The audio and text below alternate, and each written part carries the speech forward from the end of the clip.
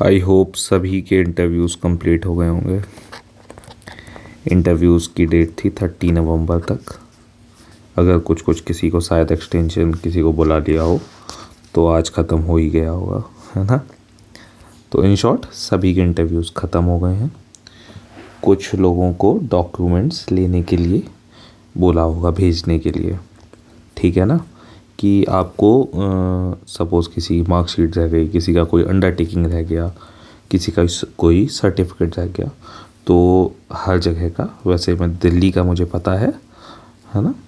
तो जिस ऑफ़िस के लिए एक्चुअली मैं दिल्ली का भी क्यों ही बताऊं, है ना, मैं बता देता हूँ कि पिलर्स में या फिर उन्होंने एक एड्रेस लिखा था, है ना। उस एड्रेस पे सभी को भेज देना था, ठीक है ना। अपने डॉक्यूमेंट्स भेज देने थे, ठीक है। 7 से 8 दिन 10 दिन के आसपास जो भी है, ठीक है। तो आई होप सबको उधर पे सारी जानकारी मिल गई होगी और उन्होंने भेज भी दिए होंगे, जिनका हिसाब जो भी होगा। और जिनके आज ही हुए होंगे, ठीक है ना, तो वो शायद भेज ही देंगे, ठीक है ना। जितना जब भी जिसको टाइम जब तक का बोला गया है तब तक बोल देना है। मैं वो वाला लिख देता हूँ, joint deputy director 35 Sardar Patel मार्ग, न्यू दिल्ली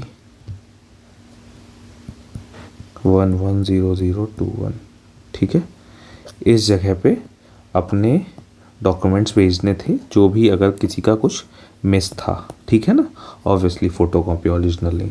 और साथ में एक जीमेल आईडी भी है, RECT, ये एक मिनट, ऐसे है RECT-IB-MHA@nic.in, ठीक है। इस पे अपनी ईमेल आईडी पे ही भेजना था। वैसे हार्ड कॉपी भेजनी थी, बट मैं रिकमेंड करूँगा कि आप हार्ड कॉपी के साथ साथ एक सॉफ्ट कॉपी भी इसमें भेज दीजिएगा, ठीक है।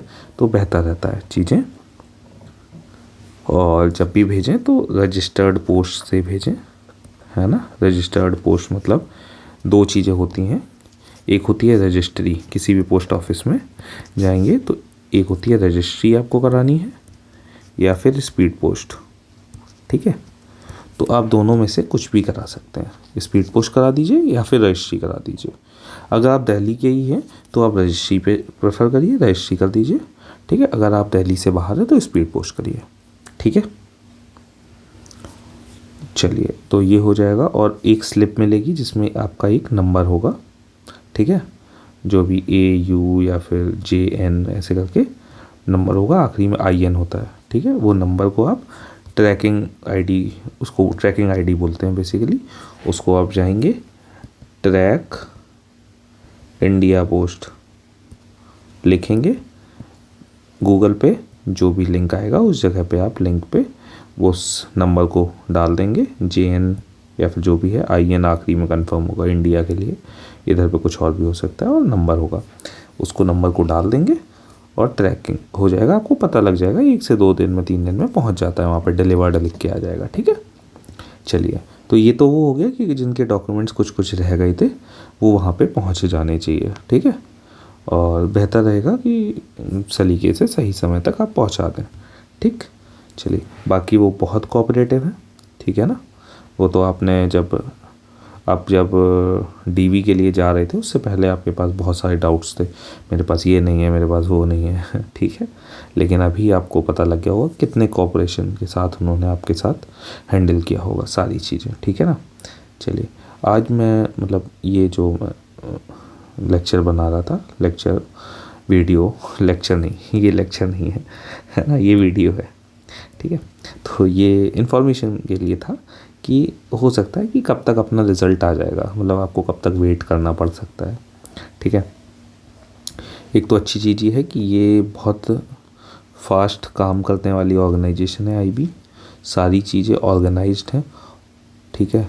तो जो टाइमलाइन जिस तारीख तक की डिसाइडेड है उस तारीख तक आ जाएगा। ऑब्वियसली वो टाइमलाइन किसी को नहीं पता, बट एक आइडिया रहता है जिससे चीज़ें क्लियर रहती हैं कि कब तक आ जाएगा। ठीक है, मैं बता देता हूँ कि ये एग्ज़ाम उसका था ऐसे वाला जो होता ना सिक्योरिटी असिस्टेंट वाला MTS, उसका रिज़ल्ट फाइनल से है ना, जो इंटरव्यू था ना उससे 1 महीने के अंदर आ गया था। ठीक है, आप यहाँ पे भी देख सकते हो 20 को हुआ, आंसर किया गया 1 हफ्ते के अंदर। ठीक है, यहाँ पे रिज़ल्ट 3 महीने ले लिया था, बशर्ते अपना वाला तो बहुत जल्दी आ गया IBGO का तो।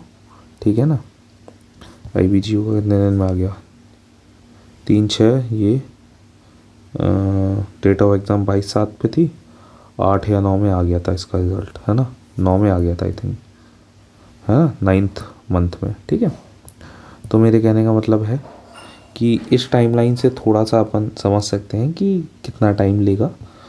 और सेम सीन यहाँ पे भी है कि आपको मैक्सिमम जो फाइनल रिज़ल्ट तैयार करने के लिए रहता है, ACIO का जो पिछला वाला जो रिज़ल्ट था 2021 में जो आया था, वो शायद 18 दिन के अंदर उन्होंने रिज़ल्ट दे दिया था फाइनल इंटरव्यू से।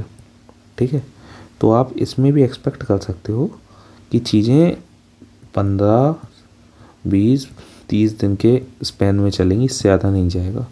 ठीक है, तो लाइक 30 नवंबर को सारे इंटरव्यूज़ ख़त्म हुए हैं। अगर देखा जाए तो 30 नवंबर को सिर्फ 320 इंटरव्यूज़ थे, इससे पहले के सारे काम उनका स्टार्ट हो गया होगा।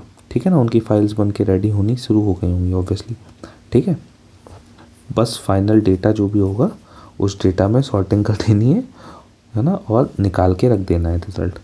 तो 1 महीने से ज़्यादा का टाइम तो नहीं लगना है, मतलब 1 महीना मैं मैक्सिमम बोल रहा हूँ, इसके अंदर तो कंफर्म आ ही जाना है। ठीक है, 30 नवंबर इंटरव्यू एंड हुए हैं,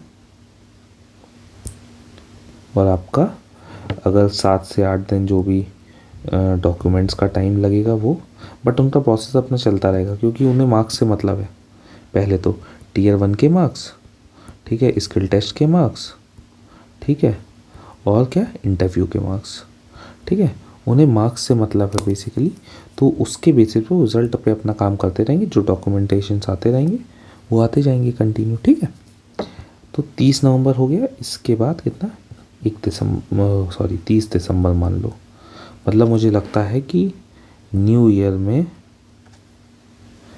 995 के पास तो जॉब होगा, 997 है ना, जॉब होगा अच्छा सा, किसका, IB का।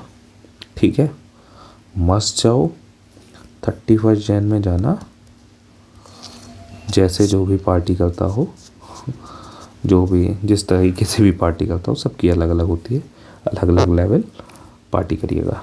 ठीक है, अगर रिज़ल्ट ना भी आए तो इसका मतलब ये नहीं कि पार्टी नहीं करना, पार्टी फिर भी करिएगा, मज़े कहाँ दिएगा। ठीक, मेरे कहने का मतलब ये है। ठीक है, तो ये जस्ट इतना सा इन्फॉर्मेशन की बात थी। दूसरा ये है कि आपको डॉक्यूमेंट सारे पता लग गए हैं।